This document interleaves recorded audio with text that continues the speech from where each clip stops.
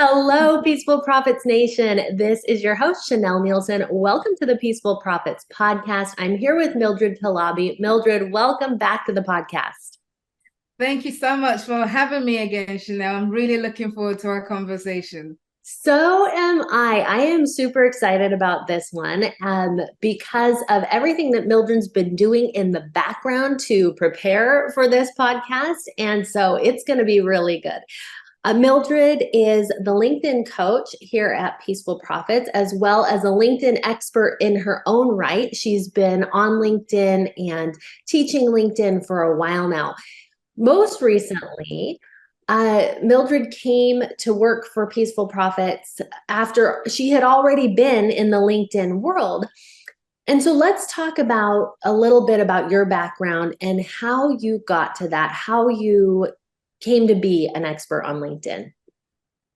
Sure, yeah, absolutely. So I had already been, and I'm still in the LinkedIn world. LinkedIn is like my bread and butter. I live and breathe LinkedIn. They are not paying me for this endorsement, by the way. But so how I got into it was so I think I mentioned in the first show, but for those who weren't listening on that one, my background is journalism. I trained as a journalist. I worked in the media for a bit before I transitioned into PR and comms, but I always had a business on the side, and one of the business I had the longest was doing CV resumes for mid to senior level professionals, which also then transformed into doing their LinkedIn profiles initially when I got more and more into LinkedIn. And then fast forward 2020, beginning of 2020, I decided doing LinkedIn profiles there's much more to LinkedIn than just having a good profile to just showcase. There's so much more you can do to build your personal brand on there. So I transitioned into LinkedIn coaching, what my own title, LinkedIn visibility coaching, because I teach women in particular how to build a visible personal brand on LinkedIn to help to grow your business and to advance your career if you're in that line of work instead. So that's how I it wasn't a career I planned for, because you don't plan for a career in social media when it didn't exist. Yeah. But it is what I do now, and I absolutely love it. Yeah. Okay. So I love this LinkedIn visibility idea. So, what methods did you use to become visible on LinkedIn? Yeah, it's so what got me into that visibility thing, and it's where my whole background in journalism and PR comes into it, because it's that whole idea of the people that you see out in the media a lot, whether it's for interview requests or quoted and all of that, they're not necessarily the most knowledgeable. They are the ones that are most visible. Hmm. So I read I think it was Thomas J. Stanley that said the difference between an expert and someone who's just knowledgeable is visibility, and that is really, really important to understand, that the more visible you are, the higher the perception of you as an expert, as a thought leader, as whatever it is that you do in your space. That perception increases when you're visible. So I knew that with LinkedIn, it wasn't just about just turning up, and a lot of people have LinkedIn accounts which are dormant, and so you're not making the most of LinkedIn. But when you start being visible, and that means showing up by posting content, by engaging with people, by actively interacting with your target audience as a business owner, that's when you can really start to create some magic on the platform. But I will put a caution there that it's not for the faint-hearted, because you have to kind of commit to the process and be in it to really win from it, on a long-term basis. Yeah. Okay. I love that background that you gave us with the idea of visibility and how important that is. And that's really a cool thought to ponder, this idea that it's the visibility that increases what we think of people. It increases their expert status because they're visible. And to that point, it's so important then to become visible, to get seen. And so I love that. So now here inside Peaceful Profits, Mike teaches a slightly different approach. So for people who are not on the inside in this world, can you explain a little about what that approach looks like? Sure. So if you can kind of split it this way. So the visibility approach, centers around building a personal brand around your business.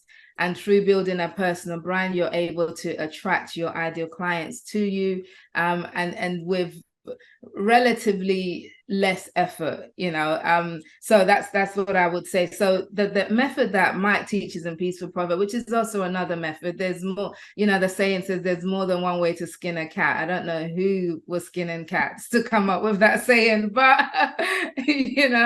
but so the method that Mike teaches in Peaceful Profits is kind of where you use a tool, LinkedIn tool called Sales Navigator. It's a premium tool that you pay for. And essentially, Sales Navigator is a really powerful database where you can get all kinds of information about I think the count now is over 850 million people on LinkedIn.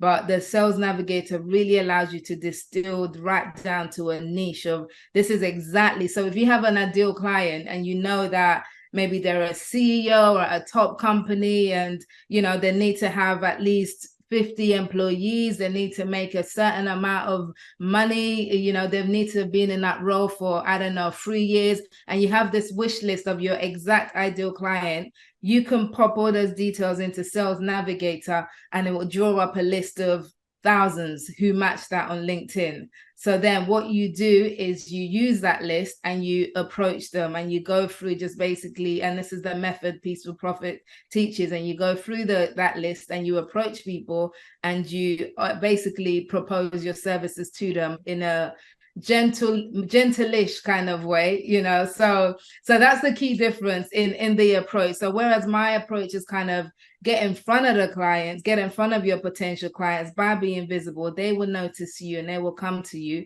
This Peaceful Profits approach is more kind of a more proactive in terms of go after them, so get the tools you need to go after the clients, and then that way you can potentially get them to notice you by you knocking on their door. So that's the key difference between the two approaches. Okay, so thank you for explaining that. I think that's really helpful for context, because as you came into the Peaceful Profits world, you decided, you've been doing your own thing in LinkedIn for a long time, and then you're seeing the Peaceful Profits method. And I love what you decided to do next, which is to do an experiment. And tell us about what that experiment was. Sure. So yes, I did decide to do an experiment. Again, just a little background as to why I decided to do the experiment. Look what I said in terms of building my own LinkedIn profile through being visible, and building my audience to over 50,000 followers across the period of a few years. I did all of this organically in using free LinkedIn, as in I'd never needed to pay for Sales Navigator or anything like that. I never did. I've tried that approach in the past and it wasn't the best fit for me and how I do my business. So I stayed with the organic route, and that worked really well for me. And it's what I teach my clients. So, but here I am coaching the Peaceful Profits coaching program, which advises a different method. And I thought, okay, for the integrity of being here as the LinkedIn coach and not to confuse the PP clients, let me actually go through the Peaceful Profits LinkedIn method exactly the way it's prescribed in Mike's process. So I took the whole month of August to do this, literally from the beginning, 1st of August to the 31st of August, did everything exactly as recommended by Peaceful Profits, including hiring a VA to support some of the outreach, which previously I did on my own because LinkedIn is part of my routine, and because I wasn't doing that kind of heavy chasing, it didn't require so much. So yeah, I did that for 31 days, and I came up with some interesting conclusions. Okay, we definitely want to hear those. So let's dive into what were those conclusions. What were some of the outcomes of this experiment? I think, yes, the key thing to kind of to say off the bat is it's not a case of either or. In fact, it's a case of either or in terms of preference. Like some people would prefer one way more than the other, and with the people I work with in my own business, their preference is that personal branding way, but some people prefer the other methods. And I've had people in the past who are like, Mildred, I don't have time for this long process of building my brand. I just need clients tomorrow, you know? So, so that's the first thing. One, it's a case of preference, but two, the two can actually work alongside each other in terms of, I found that having a personal brand really accelerates the results of the process that you go through in a PP program. So, and I give this example. So, in some of the outreach methods that you do via the PP program is you kind of reach out to cold to people cold in a sense, and you know who are in your ideal audience, and you kind of introduce yourself and hope that they connect.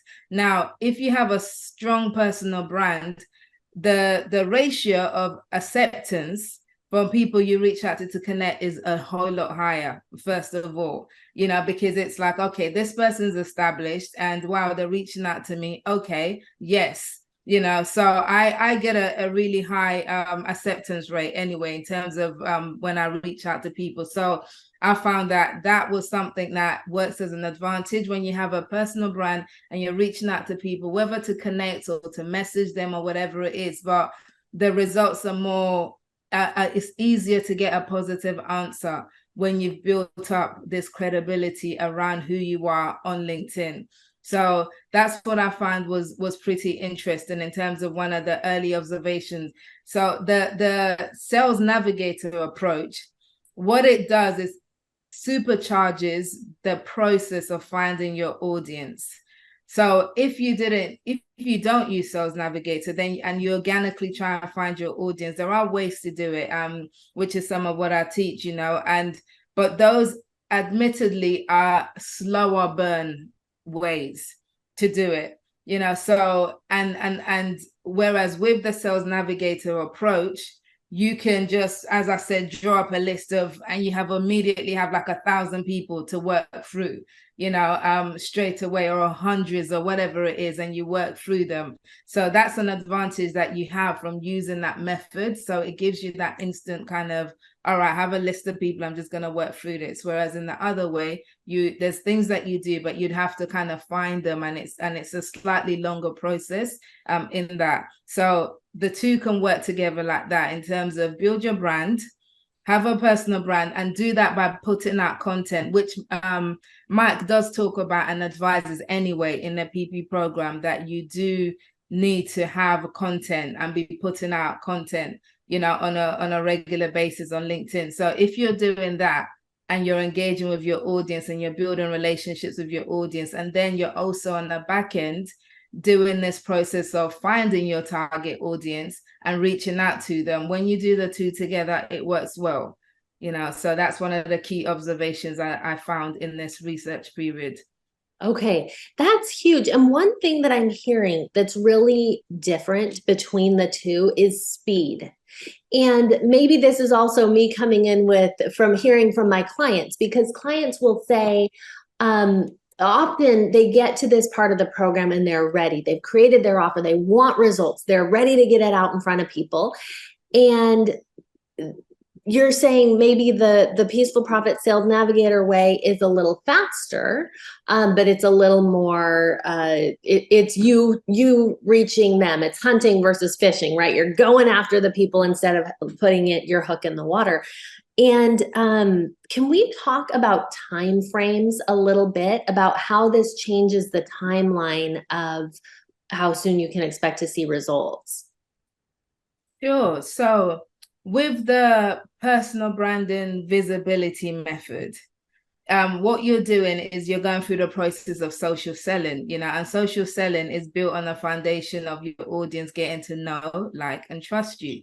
So when they do that, they essentially buy into your brand. And when they buy into your brand, it's so much easier for them to buy from you, you know. However, as we all know in real life, you don't just meet somebody tomorrow and start trusting them. You might like them, but the trust takes a little bit longer to develop, you know. So that's the thing with that approach. To if you're going down that approach, no, it's going to take you a little while to build up that relationship with your audience, to build up that trust, to get to that place where it's okay, they know that, all right, Chanel is legitimate. She's the real deal, you know. And now I can maybe reach out to her myself, you know, because you've proven long enough, you've been consistent. So time scale, I always say, when I work with my clients, I say like, all right, for everything, there's a 3 month season. 3 months. A season is about a 3 month period. Okay. Put 3 months into it, and you will start to see some results, you know, in this approach. Now, where the other approach kind of speeds things up a little bit is because you almost eliminate the need to do that know, like, and trust approach, because you're just going straight in with, how do I put it? It's like they're either going to take what you're given or not. So if you, and it's a numbers game, because of the fact that it's a numbers game and you're proactive and you're doing a numbers game, then you can control more of the odds of how many people are actually interested. Because let's say you outreach to, I don't know, 100 people, and you find that of every 100 people that you work through on your list, 5 people respond. So now you know that if you want to get 20 people, then you're going to outreach to, what's 100 times 4? 500 people. Oh my God, did I go to school? I don't know. Math is always harder on a podcast, I will tell you. Yeah, absolutely. But yeah, what Chanel said, 500, right? So you just kind of know that, all right, this is how many people that I need to reach to get this particular result. So being able to quantify it in a numbers way can speed up the process, because now you just know I need to put in a bit more legwork. However, I will say this, with the numbers, the LinkedIn has made it harder on the numbers front, because there's now, at the time of recording this podcast, and it has been for a while, there's a limit to how many people you can outreach to in a week, and that limit is 100 people. So if you do more than 100 people trying to reach out a week in connection, LinkedIn can potentially ban you from the platform for a number of days. And I know people who've met that ban, and it's like, it's not nice. I've done it in the past, and it's like, why? 3 days locked out of LinkedIn. That was drama. But anyway. Okay, well, thank you, because that's something I'm really glad you've cleared up for us. And I think it's very helpful to know that it's a season, that it's 3 months, you know, because I think people start panicking after a week. I've been on LinkedIn for a week and I don't have any clients yet. What's wrong with me? And if you have this approach of it's going to be a little bit longer before you see results, you can just get into the right headspace for that, I guess. So let's talk about other outcomes. What else did you see or learn in this experiment? So, messaging templates. So as part of the outreach that you do at Peaceful Profits, and by the way, I also have messaging templates that I use, but they're just developed naturally from saying the same thing to people all the same time. And I think that's how Mike came up with his templates as well. So instead of tweaking it, you just have the set messages that you reply to people as appropriate, you know. So I found, so the messaging template is good in terms of when you connect with somebody, you want to strike up some kind of conversation or gauge their interest or just something. What you don't want to do is just collect numbers on LinkedIn. That doesn't serve you, it doesn't serve them. So the messaging templates are a way to kind of try to get a conversation going. So most of the messaging templates that is used here at PP is good, but some of them we're going to be retiring because of there's one thing that's really kind of come up a lot now on LinkedIn, and there's a term that people use, it's called pitch slapping, you know. So that is essentially what it means, is that someone connects with you, and then within like 2 minutes of connecting with you, they've sent you a pitch about their services or something. So it feels like you're being slapped in the face with a pitch. So it's a very derogatory term that people are now throwing around on LinkedIn. Oh yeah, people pitch slapping all the time. So that's something that you don't want to be on the other end of. You don't want to be the one slapping people, Yeah.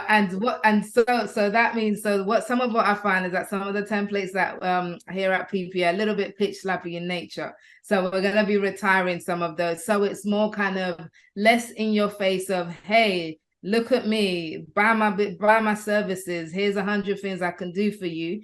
It's that whole idea of you've gone on a first date and you're talking about marriage already. Most people will run a mile. So it's about easing in into the relationship, less intense, here's my services, more of let's get a conversation going and see where that leads. So that's one of the things I found that would be helpful, to do a little less pitch slapping and more kind of nurturing conversation in a more natural way for potential clients, because people are so much more marketing savvy these days than they used to be. Because if you're on LinkedIn, even for a minute, you will get at least, average week, you will get at least a number of inbox messages you didn't want to ask for, from people pitching their services to you. So most of us are fed up of it. So that's why there's like a real barrier that people have against being pitch slapped. So the more we can reduce that barrier, the better it is for building that relationship with your potential future client. Yeah, that's so good. And I think that there's a bunch of things I want to, first of all, pitch slap. That word is new to me, and yet I get it. You hear it and you instantly go, oh yeah, that's happened to me. I've been pitch slapped before. We feel it, what that is like, and we don't want to be the ones on the other end of that. The other thing that I love so much is that the program is not stagnant. It's like, well, Mike wrote this amazing program years ago, and now that's set in stone, and that's what we'll always do. It's continues to grow and continues to get better. And like you said, people are more marketing savvy now than they were. And so what worked a couple of years ago continues to evolve. It continues to change, and people don't like that anymore. New words come out, and it's important that it shifts and we continue to grow with it. So I love that the program continues to grow in the way that will be most effective for people using it. Yeah, absolutely. And that's the nature of social media anyway, right? By the time the ink finishes drying on your course or your book, I do have a book, it's like, oh, that's already out of date, So definitely, like you said, it's about evolving and going and upgrading what you have, rather than just keeping the same thing forever and ever. Yeah. Okay, perfect. I love it. So I would love for you to just kind of tell us then, we've got these two different recommendations. What is after doing this experiment, what is your recommendation now for people looking to grow on LinkedIn? Okay. So my recommendation is, as I said, it's to merge the two. It's to develop an understanding of, and I think where it starts for me anyway, is LinkedIn is not just a place of, oh, this is where I'm just gonna get leads, and this is, it. Okay, let me say it this way. If you think of the people on LinkedIn as your potential clients as opposed to leads, it will change the way that you think of the process. Yeah. Because now they're not just numbers and leads, they are people.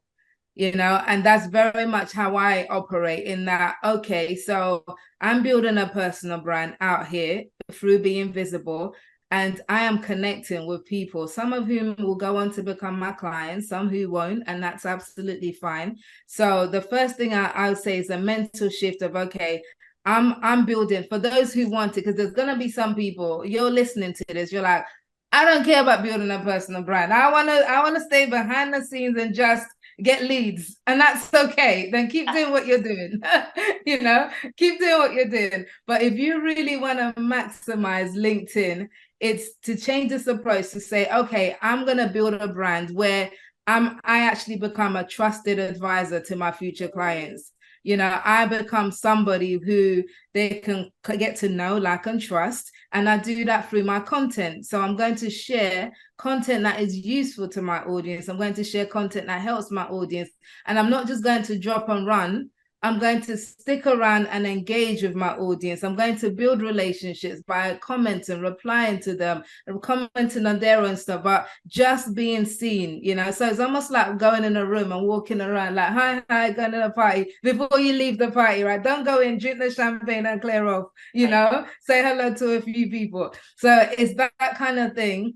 And then at the same time, while you're doing that, then you can be doing the back end things of, okay, I'm going to use Sales Navigator to really have a narrow focus on who my audience is. And I'm going to just get my VA or whoever, I'm going to work through that process of adding 20 people a day, you know, 20 people a day who are in the right audience. And then I'm going to look at starting conversations with them. So you're still keeping some of the methods of the peaceful profits in that sense, you know, but just you're really now changing the emphasis to, if I am visible on the front end and people get to know, like, and trust me, that's going to accelerate the process and the results that I get on the back end. Not just in a make it faster way, but in a, you build for longer, you Yeah. know, so you build for longer. So it's less of a, then this way, it's more kind of a two-way approach. So rather than you constantly being the hunter, you're now opening yourself up